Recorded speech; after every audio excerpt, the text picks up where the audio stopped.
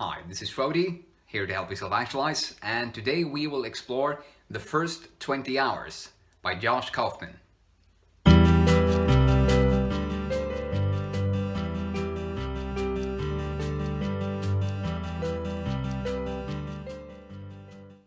The First 20 Hours. Subtitle, How to Learn Anything Fast. Josh Kaufman loves to help people make more money, get more done, and have more fun in their lives. Which is a fun, neat description that I really liked. He's also the best-selling author of The Personal MBA. And in the first 20 hours, he walks us through the principles that we need to apply to our lives if we want to develop skills most rapidly, using a principle called rapid skill acquisition. And what I found really important about the book is that Josh stresses the importance that we shouldn't be focusing on becoming an expert performer in every area, at least, which means that you need at least 10,000 hours of deliberate, focused practice if you want to kind of have any hopes of becoming good at anything. But becoming good at a skill to the point where you can really enjoy it and have fun doing it only requires 20 hours of focused practice using the principles in this book. This book actually helped me move from drawing not so good faces and human bodies, to drawing something that I actually felt a bit proud of. And you can see the difference between before and after 20 hours of practice in drawing in another video I've posted. It's one of my latest videos, and you can see the difference there. So anyway, in this video you'll be learning why we should develop new skills at all. You'll be learning what the principles of rapid skill acquisition are. You'll learn one of the most common blocks that prevents us from practicing and developing new skills. You'll learn how to overcome that block, and finally we will have a look at the importance of moving from theory to practice. So let's just begin with the first big idea. But first, I want you to just set the intention of being aware of which of these ideas most fire you up to take some action, and just ask yourself the question, which does this idea resonate with me? What can I do to apply it in my life, to test it out? And just keep that in mind as we go through the ideas. So the first big idea is, why should we develop skills at all? There might be a lot of different reasons, but one of the reasons I find most important is the joy you have of developing new skills, and how you can let go of the hassle of life, of working harder but getting worse results. Since when you think about it, we are actually practicing all of the time. We are like it's like we're writing code with every single thought or movement that we make. This is a line of code, this is a line of code. Thinking about World War II and the events is a line of code. And every single time we write those lines of code and revise them, we get better and better at writing effective coding that works in the best possible way. Since just let's take a few practical examples. If you think back to your childhood, can you remember when you couldn't read? Well, it's not really important that you remember, actually, but how would your life be like if you could not read at all now? It's a skill you developed. How would it be like if you couldn't speak? Which is also a skill you developed when you listen to your parents and those around you, try speaking yourself again and again, and eventually you could do it fluently. What about writing? What if you couldn't write? Performing the movements that make the letters that we can communicate with? What would your life be like if you couldn't walk? If you couldn't brush your teeth? If you didn't know how to eat in the proper way so you didn't choke yourself and die? Well, it will be a pretty different life than the one you're leading now. And what we gotta get here is that you are always practicing something. And if you start isolating the skills that you want to practice and become good at, you can receive so much more joy since you will see so much better results. But how do we actually develop new skills in the best possible way? That leads us to the next big idea, which is rapid skill acquisition. What is rapid skill acquisition? It's the process where you break down a skill, any skill, into its individual components. You decide on which are the most important components for getting better at this skill, especially in 20 hours, in the shortest possible time, and then you practice those components until you have been practicing for 20 hours. What's really important to remember here is to go for sufficiency, not perfection. Because there are so many small details that we could be practicing and learning more about in any skill that you think about, but there are only a few components that are actually essential for you to become good at them. There are some fundamentals that will always be there if you want to have any hope at becoming better at a skill. And I'm speaking from experience here. Every time I want to learn a new subject, which is also a skill in itself, or I want to develop a new motor skill, or I want to learn how to create these videos in a better way, the compulsive perfectionist breaks out in me. So as a concrete example is, as I'm creating the mind maps for these videos, I get all these questions and ideas that pop into my mind for each of the new videos, for each of the new ideas I want to share with you right here. So all of these things pop into my mind, and I realize if I were to add all of this, each book recommendation would take about 3 hours, or even 3 days, if I were to talk about everything. So I whittle it down to the most essential things, which is right now answering the questions: what is this idea about? Why is it important if you want to self-actualize? And how do we actually apply it to our lives? And it gives me a pretty good structure. And it includes the most essential components. But how do you actually apply rapid skill acquisition? What are the steps? We can I'll move you through the steps very easily, and then we'll go through a practical example of how I learned to draw. So Josh actually has 10 principles for acquiring skills rapidly, and 10 principles for researching and learning about that skill. So it's actually 20 principles that you can check out if you just search on Google, like the first 20 hours principles, and you'll easily find some pictures with the principles in themselves, but they don't go deeply into them. And I won't go deeply into the principles themselves here, but I'll give you a look into the process, which includes 5 steps. First, if you want to develop a skill rapidly, you decide exactly what you want to be able to do, so you can move in a straight line toward that goal. You deconstruct the skill into the most essential components. Then you'll learn enough about those components, so you'll be able to self-monitor and self-correct during practice. When you make mistakes, you get yourself back on track. Then you remove mental, physical, and emotional barriers to your practice. Finally, you practice the most essential components for 20 hours, at least. So a practical example, I wanted to learn drawing faces. So first, I need to decide exactly what do I want to be able to do. I want to be able to draw faces, realistic faces. Second step, I deconstructed the skill into the most important components, which required a bit of research to see what is actually essential if you want to learn how to draw a face. And I quickly learned that if you want to draw a face or anything, you need to use your eyes to draw and not your memory. Using your eyes means that you are trying to draw and represent what's actually there, what you're looking at. Using your memory is just basing what you draw upon an image that you already have in your mind of a similar thing or what you believe it looks like. It seems like a small distinction, but it's really essential actually, drawing from reality. Another component was shading, because everything you see around you are actually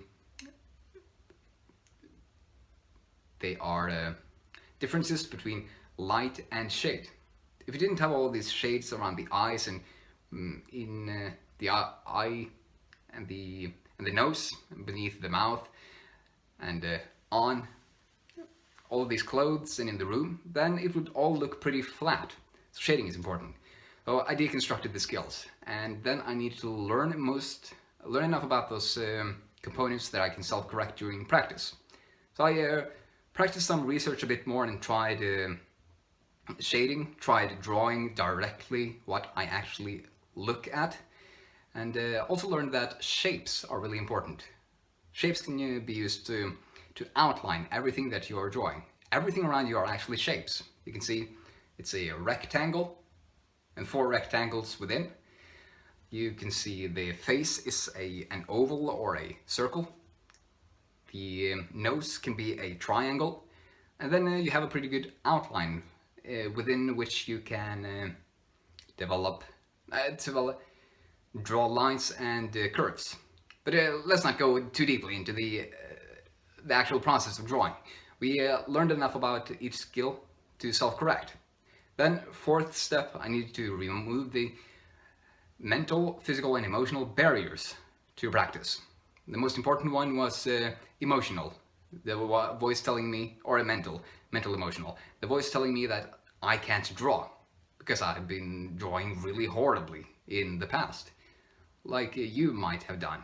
But that doesn't show that it's not possible for you to actually improve if you specifically decide to learn about drawing principles, practice them for 20 hours, and then you can judge whether you want to continue or not. Last step was to practice for at least 20 hours, which I did, and pretty happy about the results. Was very unsure and faced a lot of resistance in the middle and in the first few hours, but then it got a lot more fun. So those are the principles of rapid skill acquisition. I mean the 5-step process. Check out the book for more, and believe you won't regret it at all. So the next big idea is the frustration barrier, which is really what stops most of us from developing new skills at all. And what is the frustration barrier? It's when you are painfully aware of just how unskilled you are, how much you suck, and it feels really painful. It's when you are learning to read. You're very young. You're learning to read. You're stammering your way across one word and one letter in that word in one sentence, and it takes a lot of time, and you're you're making mistakes. But now you're actually reading fluently, or at least much better than you did before. The frustration barrier is the beginning when you're learning to ride a bike, and it's really unstable. First you use these supporting wheels, really unsteady even though you have those. Then you take away the supporting wheels, you also really unsteady when you don't have those. But now you probably bike automatically, and you can perhaps bike without having your hands on the steering wheel or while holding on to something. Another example of the frustration barrier is when you meet new people, and you might feel very shy and uncomfortable. I know I do, and that's not very, it's frustrating, and it's painful emotionally. But then you start getting to know who that person is, their likes, their dislikes. You start trusting that person, and you feel much more relaxed around them, so you can be yourself. And then you have kind of developed the skill to be with that person and meet new people in general. It gets easier. So that's really the frustration barrier.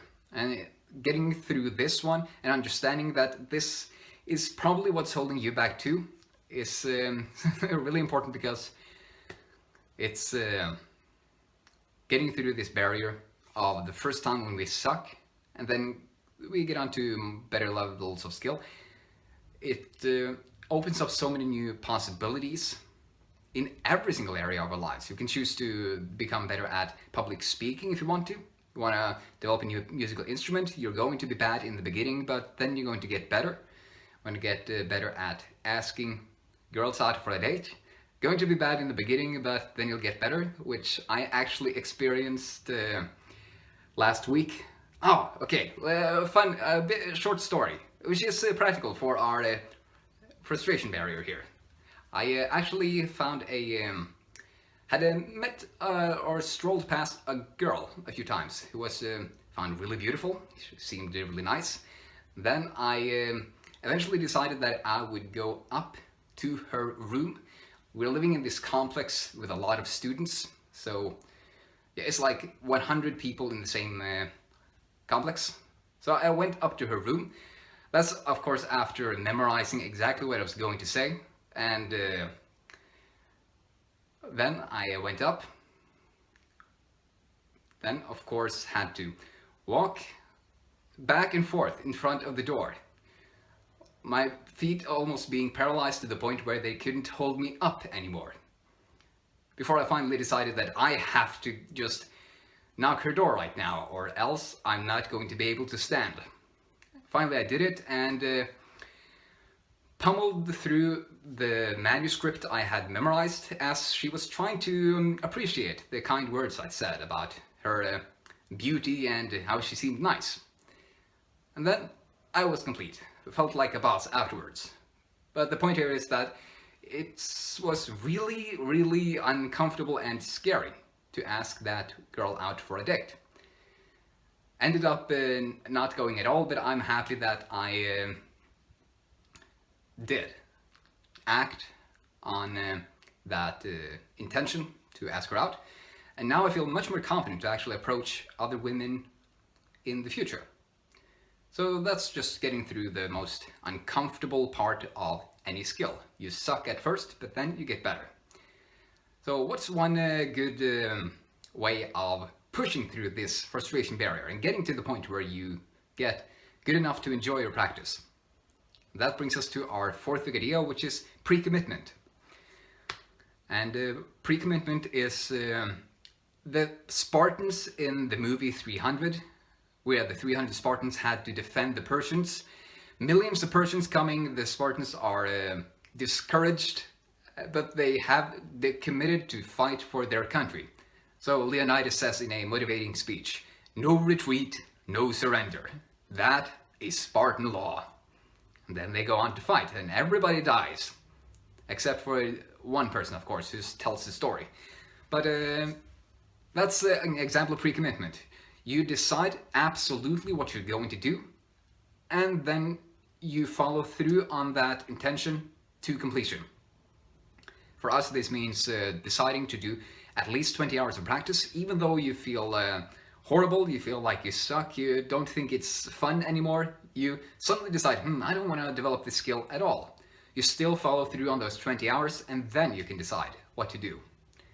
So that's one of the best ways to get through this first uncomfortable part of any skill, since nobody likes to feel stupid, and it's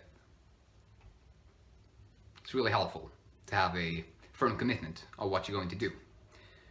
Good way to do this is to actually set a goal that you're going to practice for 20 hours this skill. Then you can start tracking the hours that you spent in a very simple, just you can draw blocks, squares which you, one square is 1 hour or 30 minutes or whatever, and then you just check them off each time you practice for 30 minutes, 60 minutes or whatever. And that's really motivating, and it reminds you that you have committed to practice for 20 hours. So what is the skill you're going to develop? Last big idea is the importance of moving from theory to practice. Let's take an example here. Two people want to become really good at writing fiction. You and me. We have been so inspired by Stephen Pressfield, Stephen King, and Goethe and all of those other wonderful writers, so we wanted to start writing really captivating fiction books. So we both had the same goal, write fiction books and become a best-selling author. Then we used two quite different approaches. I start hoarding books. I buy 20 books on the topic of how to write good fiction books. I want to learn everything there is to know before I start using what I learn. So I end up drowning myself in all of this knowledge and information, all these exciting ideas that I get so fired up about, but end up not actually using them. You, however, chose, I'm going to limit myself to 3 resources, the very best resources on how to write good fiction books. So I'm going to read 1 book, I'm going to follow through on 1 writing course, and I'm going to read 1 article. Then you stick to that and get a small overview of what are the most important components of becoming a better fiction writer. You learn, oh, I gotta develop a really fascinating and detailed, vivid character which comes alive. And I need to put that character through exciting stories, going on a hero's journey of facing battles and facing dragons and battling, and then coming back with the treasure to his own friends. And so you end up applying these ideas of writing fiction and eventually become a best-selling author. So that's kind of the difference between focusing too much on theory and getting stuck there, learning and learning and learning, but not actually doing, and going to practice. Learning enough that you need enough for you to practice the skill, and then you get going. Because the only way to get better at doing something is pretty obviously actually doing that thing, right? So if you read too much or watch too many courses without doing the skill, then you're not actually going to get better at the skill. Remember how we learn to, how our minds are, it's like we are programming code. Each time we do a movement, each time we practice a skill or think a thought, learn about a subject. And we can only develop the codes that go for the function that we want to happen. I don't know much about coding, but I've been learning a bit about it and find it a good analogy. So that is going from theory to practice. We don't want to get stuck in the theory. Let's have a quick recap before we wrap this chat up. Last big idea was moving from theory to practice, not getting stuck in theory, but finding out how you can move to practice as quickly as possible so you can practice for those 20 hours and get the most out of them. Fourth big idea was to use pre-commitment to move yourself through the frustration barrier, which was idea number 3, because it's developing any new skill is very uncomfortable, and you gotta make that commitment to follow through on 20 hours even though it is uncomfortable. Then the second big idea was the principles of rapid skill acquisition, of deciding what you want to do, deconstructing the skill into its essential components, learning about the components to the point where you can self-regulate, removing mental, physical, and emotional barriers to practice, and finally practicing for 20 hours at least. And finally, why we should learn new skills. It's, in my opinion, because we are all actually practicing all of the time, and focusing our intention to practice on specific skills makes our life so much more enjoyable. Whether you want to become a better public speaker, writer, communicator, leader, parent, or even better in relationships in general. These principles can be used to help you develop skills more rapidly. So I hope you enjoyed this video. If you did, you will also love the book, can almost guarantee you. And what's the one skill that you want to develop right now? What's the first step you can take to actually start applying some of these principles and ideas to that skill development? Okay, please like this video, share it with your friends so they can also benefit from these skill acquisition ideas. Comment on the video. I love hearing questions from you, because and hearing the insights that you have, because it helps me see whether my work is actually helping somebody, and makes it easier to know what questions I can answer in future videos. Also, subscribe to the channel if you haven't. And I also have a new announcement to make about a new thing I've started. And it's about Patreon, which is the site where people can donate money, a small sum of money to the creators, like YouTubers, and support them so they can put out more content and give better quality content. There's a really fascinating idea of this about patrons, because back in the Renaissance, artists and creators and sculptors and architects had these patrons, as they're called. These were wealthy kings or merchants or whomever who donated money to these artists so they could do their work. And in the same way, if you have the financial